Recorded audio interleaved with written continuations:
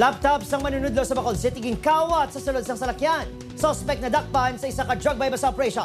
Yaring balita nga aton gintutukan, exclusive.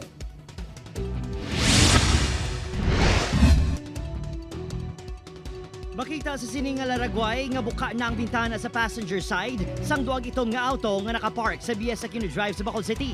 Ang auto ginaparigyahan sa manunudlo nga si Alias Gideon. Natabuan nga masako kuno ini samtang nagabantay sa amay nga na-admit sa ospital kag nabilin sa auto ang laptop. Wala ko naging mind mga gamit ko kaya syempre emergency si Papa and all that. And amo na pag-abot ko na to, an hour later nagbalik ko sa salakyan. And then pagbalik ko buka na akong salakyan. I panic. Diri kuno nagkuha sa oportunidad ang suspect nga buko na bitana kag kuhaon ng laptop sa sulod sa auto. Sa sining nga mga Laragway halin sa CCTV footage sa palibot, makita ang nakaduag puti nga lalaki nga may ginauyatan nga duag orange kabayo.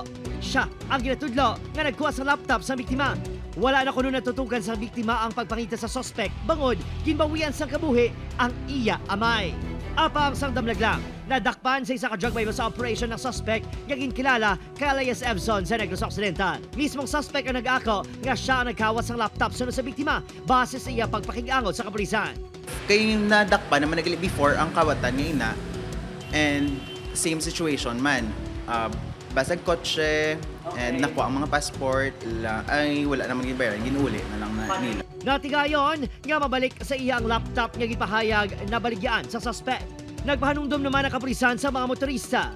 Situit na sa salakyan natin mismo wala kita sa mga valuables, no?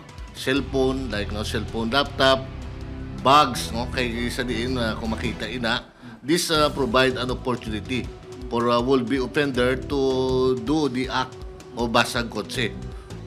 Dapat i-parking nila sa parking places, designated parking places sa kalugar, kag situit nga makita man nila from time to time, visible ang ila salakyan. Opo, Kirino Casillo, Adrian Prietos, One Western Visayas.